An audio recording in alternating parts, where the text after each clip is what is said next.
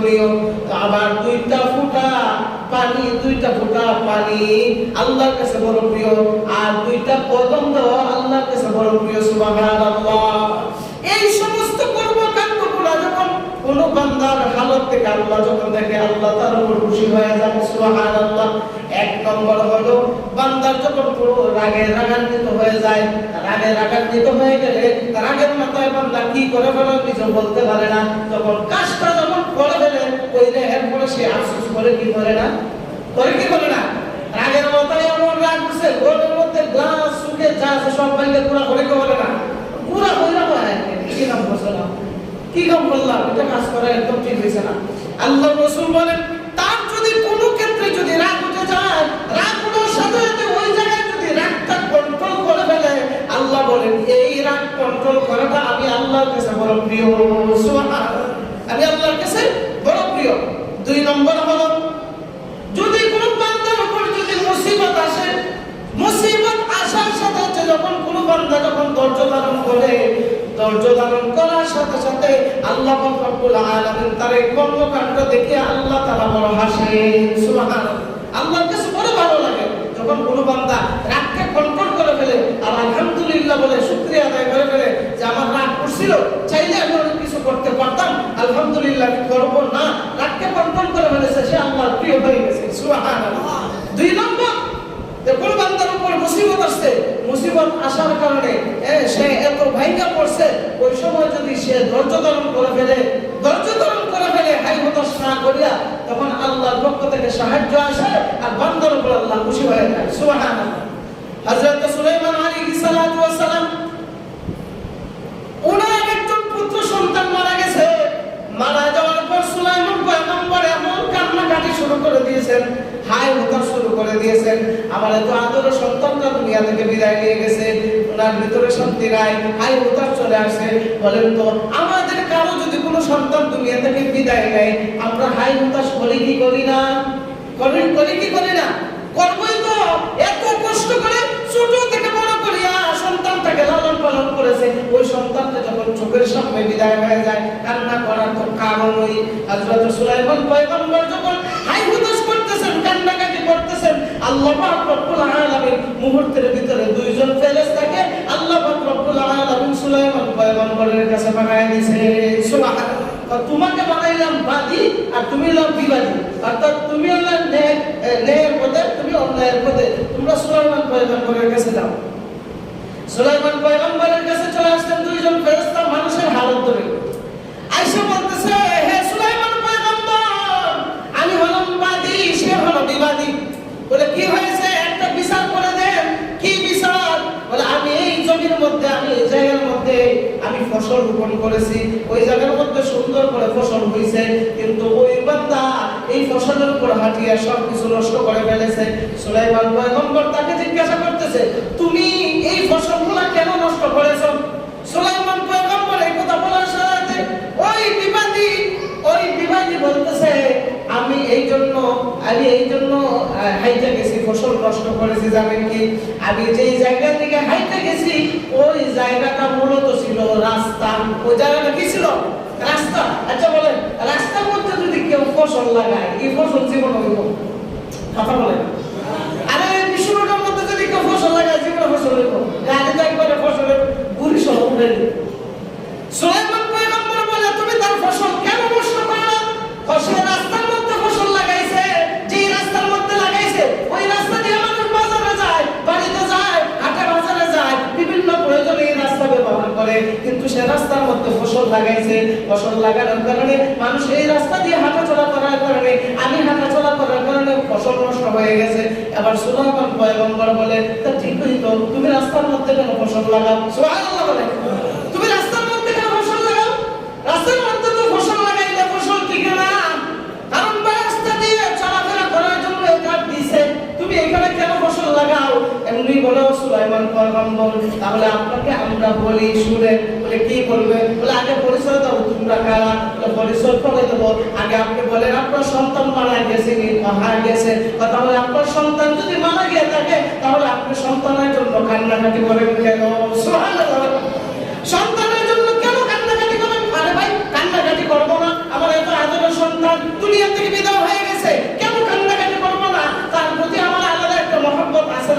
এই জন্য তো আমি কান্নাকাটি করি। শুনেন, আপনার সন্তান দুনিয়া ত্যাগ করে আখিরাতের রাস্তায় উঠে গেছে, আখিরাতের রাস্তায় যাইতে গিয়ে তার যেই হালতে হোক না কেন, এই অবস্থায় আপনি কখনো কান্নাকাটি করতে পারবেন না। সুবহানাল্লাহ।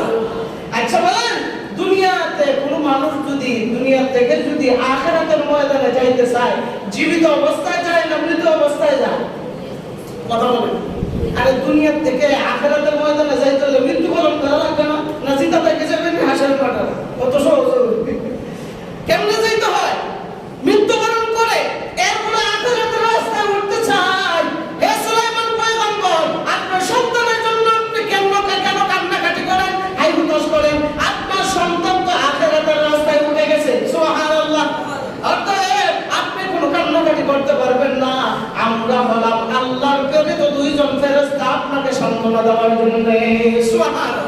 এমনি সুলাইমান পয়গম্বর আর দেরি করে না, সাথে সাথে তওবা করলেন। এই গুনার প্রতি লজ্জিত হইয়া, এই কাজের প্রতি লজ্জিত হইয়া আল্লাহর কাছে তওবা করলেন আর মাফ চাইলেন। আর বললেন, আল্লাহ, আমার কোনো আপনজন তোমার প্রিয় জিনিস যদি বিদায় হয়ে যায়, আমি আর কখনো কান্নাকাটি করব না।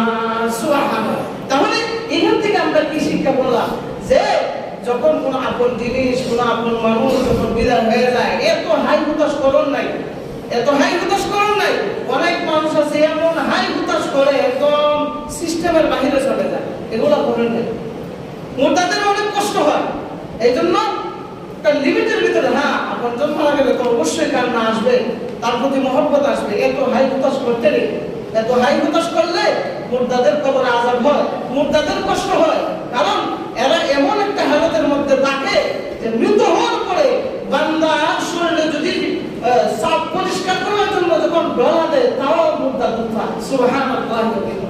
ওই জায়গার মধ্যে যদি তার পাশে গিয়ে যদি জোরে জোরে চিৎকার দিয়ে কান্নাকাটি করে, সে তো এমন একটা হালতের মধ্যে আছে, আবার আপনারা কান্নাকাটি করতেছেন, তো আরো বেশি কষ্ট হবে। এই জন্য এত হাই হুতাশ করতে নেই। যাই হোক, বলছিলাম যে দুইটা হিম্মতের ব্যাপারে আল্লাহ বড় মহব্বত করেন। একটা হলো যদি কেউ রাগ উঠে যায়, রাগটা যদি কন্ট্রোল করে ফেলে, আল্লাহ তাকে ভালোবাসেন। দুই নম্বর, যে কোনো মুসিবতের মধ্যে পড়ে যদি সে একটু হিম্মত করে আর ধৈর্য ধারণ করে, আল্লাহ পাক রব্বুল আলামিন এই সাহসিকতাকে তার উপর মহব্বত করে। দুই নম্বর হলো দুই ফোঁটা চোখের পানি, দুইটা ফোঁটা চোখের পানি, দুইটা ফোঁটা পানি আল্লাহর কাছে বড় প্রিয়। এক নম্বর হলো জিহাদের ময়দানে আল্লাহর কোন বান্দা আল্লাহর রাহে জীবন দেওয়ার জন্য যখন জিহাদের ময়দানে যায়, যুদ্ধ করতে করতে যখন তার শরীরের থেকে রক্ত যখন ফোঁটা ফোঁটা হয়ে পড়ে, আল্লাহ তাআলা বলেন এই রক্তের ফোঁটাটা আমার আল্লাহর কাছে বড় প্রিয়। সুবহানাল্লাহ।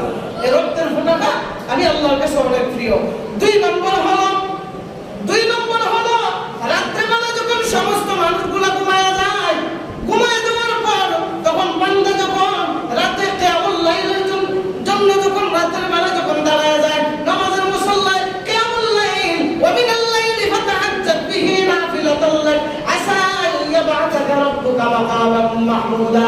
বান্দা তাহাজ্জুদ পড়ার জন্য যখন নামাজে দাঁড়ায় যায়, কারণ তাহাজ্জুদ এমন একটা নামাজ, যে নামাজের মধ্যে যদি কোনো বান্দা যদি শুরু করে, তখন আল্লাহ তাআলা অতি কাছে তার আসতে থাকে। সুবহানাল্লাহ।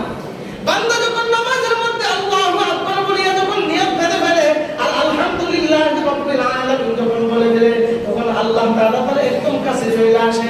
আয়েশা বান্দা যখন রুকুতে যায় গিয়া যখন বলে সুবহান রাব্বিয়াল আযীম, আল্লাহ তাআলা জবাব দেন। সিজদার মধ্যে যখন যায় সুবহান রাব্বিয়াল আলা, আল্লাহ তাআলা জবাব দেন। প্রত্যেকটা তাসবিহের ক্ষেত্রে আল্লাহ তাআলা জবাব দেন, আর তার সমস্ত আশা ভরসা সব আল্লাহ পূরণ করে দেয়।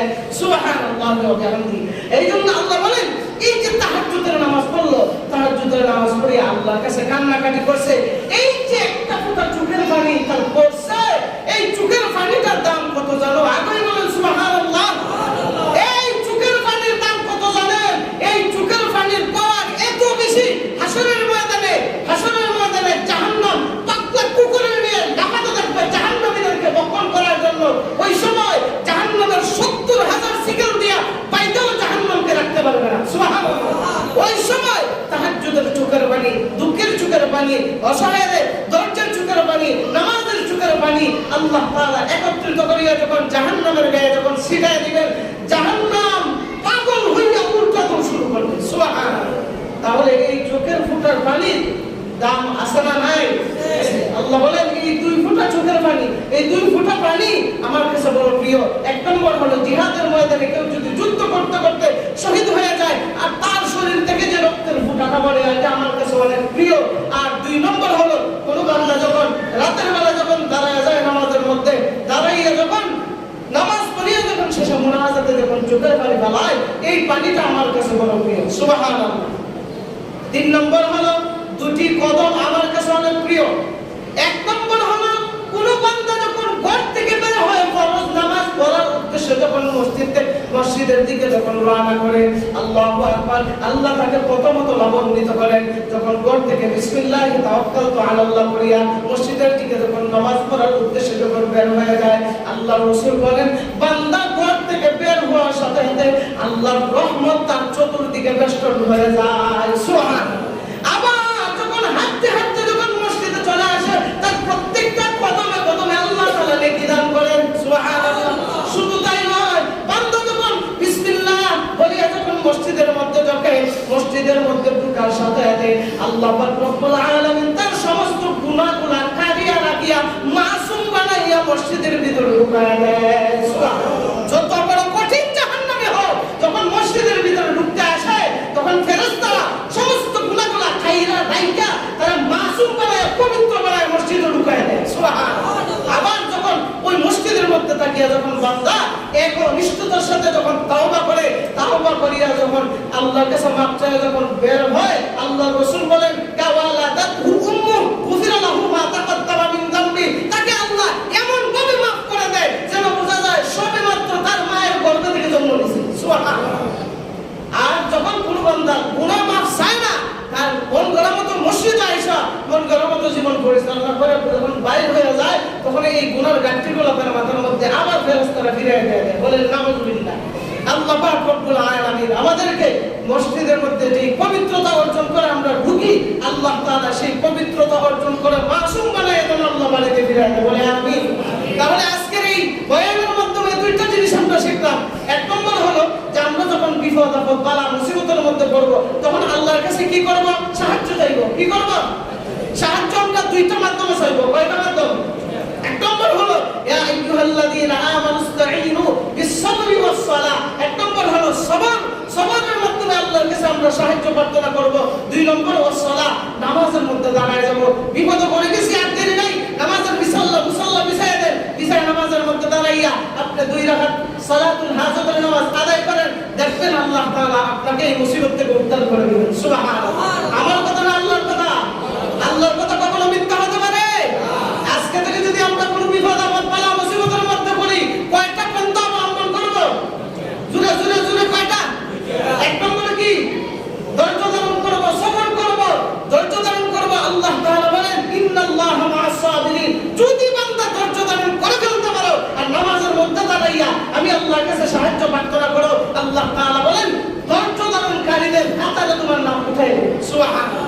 আল্লাহ পাক রব্বুল আলামিন যা আলোচনা করলাম সর্বপ্রথম আমাকে পাশাপাশি সবাইকে আমল করার সুযোগ দান করুন। সবাই বলি আমিন। ওয়া আখিরু দাওয়ানা আলহামদুলিল্লাহ।